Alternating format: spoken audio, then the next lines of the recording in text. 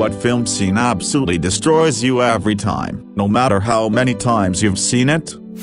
The scene in Life is Beautiful when he puts his son in the locker and then walks away with the guards and makes it funny for his son while he knows he's going to be shot. Oh my god, that movie kills me every single time. I saw it when I was 10 and cried for months even at hearing the name of the movie.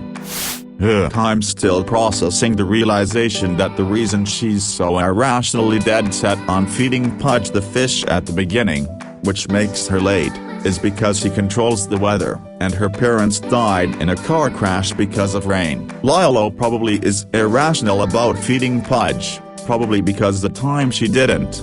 So she probably blames herself for her parents' death, on an abstract child level, or at least feels a responsibility to keep it from happening to anyone else. Big Fish, the end when the son starts making up the story and then the funeral when you see the real versions of those characters. The end of the movie has always killed me. But after my dad passed away 11 years ago it hit me on a completely different level. Then I became a father myself a couple of years ago and then it got me on another completely different level. Calm down, Big Fish. When I was 15, I saw it in theaters while my parents were going through a nasty divorce. I remember him looking at the stars and wishing he had someone to hold his hand. I felt the exact same. I felt so alone just like he did. I cried and was happy no one noticed. I'm tearing up thinking about it now but I'm no longer saddened by it. It's bittersweet and I still love the short before it. I was alone then but I did get people who cared for me like Wally Smile. Happy endings can happen and you are never alone. Rosemary Kennedy's lobotomy description is so sad, and her mother didn't know until after it was done. The instrument Dr. Watts used looked like a butter knife. He swung it up and down to cut brain tissue. We put an instrument inside, he said. As Dr. Watts cut, Dr. Freeman asked Rosemary some questions. For example, he asked her to recite the Lord's Prayer or sing God Bless America or count backward. We made an estimate on how far to cut based on how she responded. When Rosemary began to become incoherent, they stopped. She ended up with the mental capacity of a 2-year-old because she was depressed, possibly bipolar, with a lower than average IQ, and that's how they thought to deal with it. If you look in the comments to the video link above showing the scene, a commenter also gives an interesting insight. Phoenix friend, what makes this even sadder is that the CD was actually a thoughtful gift. It shows that he knows something about her and what's important to her. The necklace was expensive and glamorous but also meaningless and lazy. She asked for something pretty so he just went straight to the jewelry section and picked the first thing he saw that he thought would do. It speaks to how he feels about each woman and just makes his affair all the more foolish because he's risking a genuine connection for something shallow. That scene from Stepmom, Isabel, you know, every story, every wound, every memory, their whole life's happiness is wrapped up in you. Every single second, don't you get it? Look down the road to her wedding. I'm in a room alone with her, fixing her veil, fluffing her dress, telling her no woman has ever looked so beautiful. And my fear is she'll be thinking, I wish my mom was here, Jackie, and mine is. She won't. Also the scene when Gerald storms into the job club after Dave and Gaz have ruined his interview. Gerald, bastards, that were mine, that job, you don't give it us, your kids. It's different for me. I've got a standard of living, responsibilities. I were on me way up, I'm on me way up. It were me first interview in months. I could have got me first months in advance. She'd never have known. Now what? She's still got credit cards, you know, she's out there now, on High Street, with the fucking MasterCard, spending. Gaz, why can't you just tell her? Gerald, how can I tell her after 6 months? A woman who wants to go skiing for us holidays. Skiing, for fuck's sake, why did you do it? It was my job, it had to be my job. That final hopeless line. Phenomenal. The whole film is such a perfect illustration of how a generation of men in the north of England were thrown out like garbage thanks to Margaret fucking Thatcher. Her name's never once mentioned in the script, but anyone watching in the north knows. That scene from Stepmom, Isabel, you know, every story, every wound, every memory, their whole life's happiness is wrapped up in you. Every single second. Don't you get it? Look down the road to her wedding. I'm in a room alone with her, fixing her veil, fluffing her dress, telling her no woman has ever looked so beautiful. And my fear is she'll be thinking, I wish my mom was here, Jackie, and mine is. She won't. That film always gets me. But it's not the Inigo Montoya bit, it's the ending, when the kid asks his grandpa if he'll come back next week and read the book to him, and he just smiles and says, as you wish. I had a pretty great relationship with my grandpa, but he died when I was about 6 or 7 and I never got the chance to grow up with him in my life or appreciate his mortality enough to realize the importance of telling him how much he meant to me. I miss him every day, and while I'm not a religious man, I can't describe how much I hope there's a heaven so he can read to me one more time. My sister is 25 now. Down syndrome. She's high functioning but not quite high enough to make sense of it all, but bright enough to realize she isn't normal. She's perpetually a 14 or 15-year-old agonizing about how not cool we are, with emotional responses of a maybe 10-year-old. She idolizes our half-brother and wants to live with him. Couldn't give a toss to see me really, even though we grew up together. Hurts a tinge. But I just contextualize it as her semi-permanent teenage self. But she gets real with me, in these scary, lucid, over-deep monologues that nobody else ever gets. She understands she can never drive, but why? What did she do wrong, she'll ask. She believes in God, but why would God make her not be able to live on her own? Why do all her high school friends have real jobs and she's still doing life skills at a community college and bagging groceries, which she does love to do, she says. It's like an Alzheimer's patient to me. For 99% of the time my sister plays her role well, but there's a lucidity and clarity that happens that she expresses to method I can't explain, and that's not saying she isn't lucid, she very much is, just ... Sometimes I see behind the curtain. The end of AI, where the little android boy gets his final special day with his mom. All he wanted was his mother's love and his wish was granted. On his last day of his life, per Wikipedia, David spends his happiest day with Monica, and as she falls asleep in the evening, she tells David that she has always loved him, the everlasting moment he had been waiting for. The narrator says, David falls asleep as well and goes to that place where dreams are born. I'm 56, damn it, and I'm the product of a cold and distant mom who passed away years ago. I really feel for that little boy because deep down, at some level, I'm still like him. Edit. Thank you everyone for the support and comments. I read all of them and they're deeply moving. This film completely transcends the movie experience for me, as if it's pulling at my soul in a heartbreaking way. My daughter came home from school and said her teacher had assigned her to watch Schindler's List and Saving Private Ryan. I warned her she should wait a bit in between watching them, but she knew better and wanted to knock them out. So, after Schindler's List, I asked if she was ready to watch Saving Private Ryan. In a very small voice she said, no, Mom, and went off to her room. Everyone should watch both movies but not back to back. Then give yourself a week before you watch Band of Brothers. According to friend and Titanic survivor Colonel Archibald Gracie IV, when he offered to ask an officer if Isidore could enter a lifeboat with Ida, Isidore refused to be made an exception. Ida is reported to have said, I will not be separated from my husband, as we have lived, so will we die together. Ida gave her maid, Ellen Bird, her fur coat and insisted she get into lifeboat number 8. Isidore and Ida were last seen on deck arm in arm. Her body was never recovered. They buried his body, recovered floating near the wreck site, along with an urn filled with water taken from the site.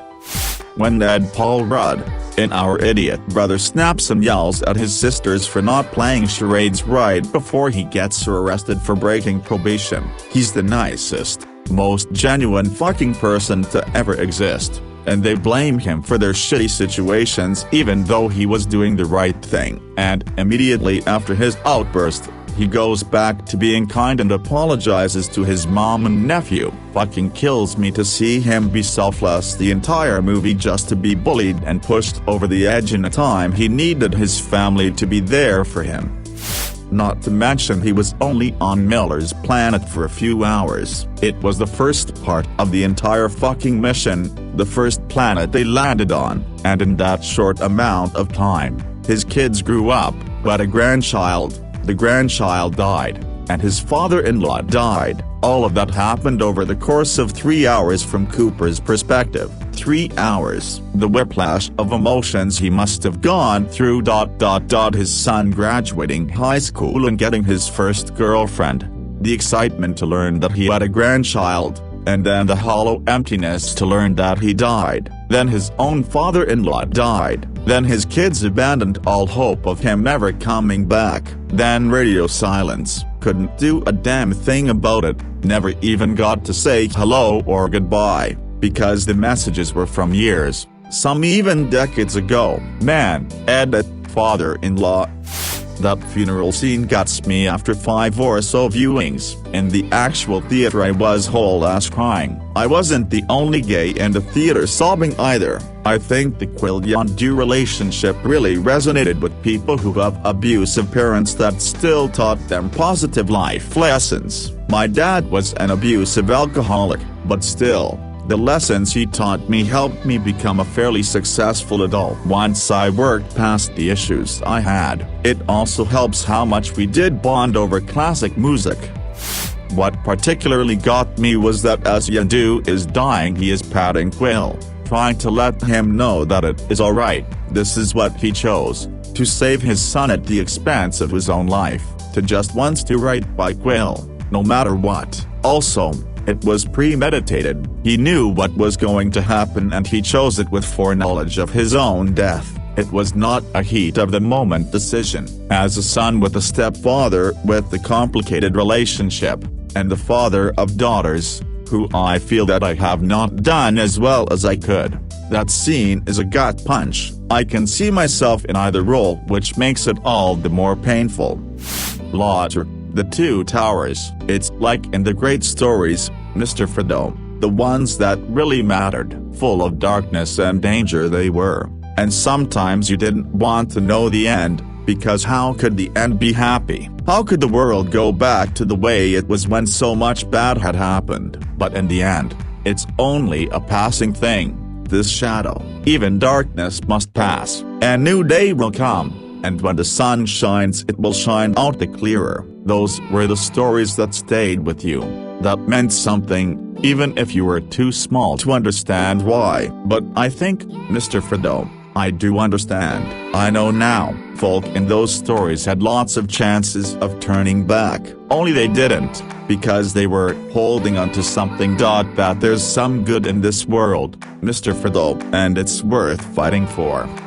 Note a film. I know, but there's two MASH moments that kill me every damn time. Actually there's many moments that get me every time because I am a big softie, but top 2. Basically the entirety of Abyssinia, Henry. No matter how many times I've seen it, I still end up in tears before the end. Henry's joy that he's going home to his family, then the way Radar so quietly and calmly announces that Henry's chopper was shot down when you know he is absolutely dying inside. The moment of stunned silence with Margaret barely holding back tears, followed by everyone just quietly going back to work on their patients. Off, when Hawkeye is in the psych ward talking to Sydney about the time they're in a bus hiding from North Korean soldiers and a Korean woman with them smothered a chicken to keep it quiet so it wouldn't give them away. Finally he admits that there was no chicken. It was a baby who wouldn't stop crying, and Hawkeye told her to shut it up, so she smothered it. Molly, no, can it truly be? Gasp. Where have you been? Where have you been? Damn you, where have you been, Schmendrick? Don't you talk to her that way. Gets shoved out of the way. Unicorn, I'm here now. Molly sadly laughs. Where were you 20 years ago? 10 years ago? Where were you when I was new? When I was one of those innocent young maidens you always come to? How dare you? How dare you come to me now, when I am this? Breaks into sobbing as the unicorn attempts to comfort her. Schmendrick, can you really see her? Do you really know what she is? Molly, if you had been waiting to see a unicorn ... as long as I have. Schmendrick, she's the last unicorn in the world. I had to look up the rest of the character's lines, but Mally Crew's lines and her entire tone are almost perfectly etched into my brain. I can do her where have you been speech from memory. The older you get, the more you get it. For her, the unicorn is her innocence, her dreams, her aspirations, everything Mally had given up on in life when she ultimately becomes some narcissistic, unsuccessful bandit cynical wife, out in the middle of nowhere having to make soup out of rats, barely clinging to her love of stories of fantasy and real heroes, unlike the one her husband pretends to be. I don't necessarily end up bawling, but my eyes tear up and I can just feel every word as if they were my own, and my inside just crush, as if my very heart had been punched. The uncensored scene, in case anyone wanted to watch.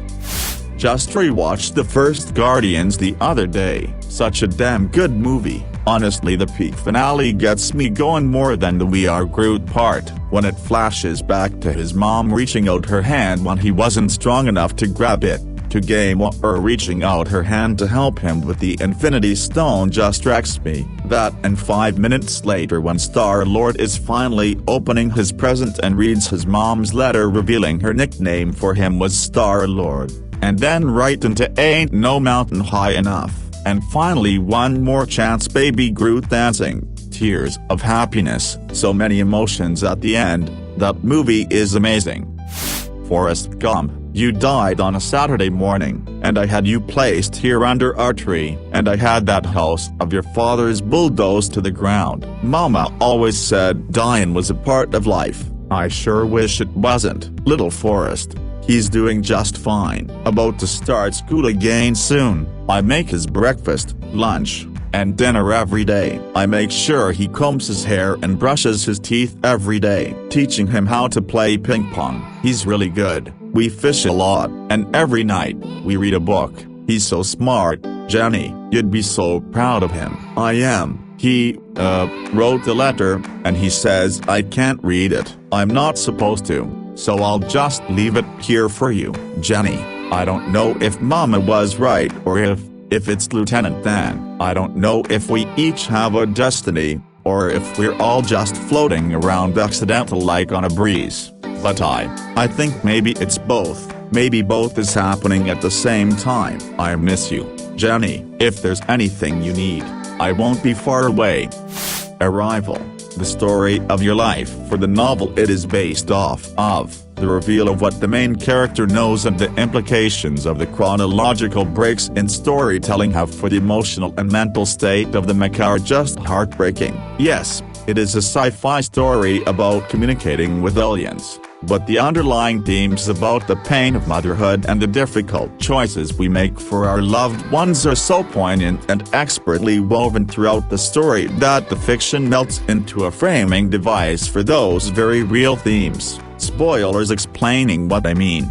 Greater than birthing and raising a child despite knowing years in advance that she will die before her mother. I'm a childless man and that ties my stomach in a knot. I can hardly imagine what a mother must feel about that concept. Air Bud when the kid leaves Buddy on that island and then throws the basketball for Buddy to chase so he can make a quick getaway without Buddy chasing him. Also, Homeward Bound when Shadow falls into the mud pit, and then when he comes over the horizon like MF Gangster, living breathing dog of Thor himself, to absolutely restore faith in our hearts. Such a legend. 10 tenths gets me. Most scenes with dogs, really, I could go on and on.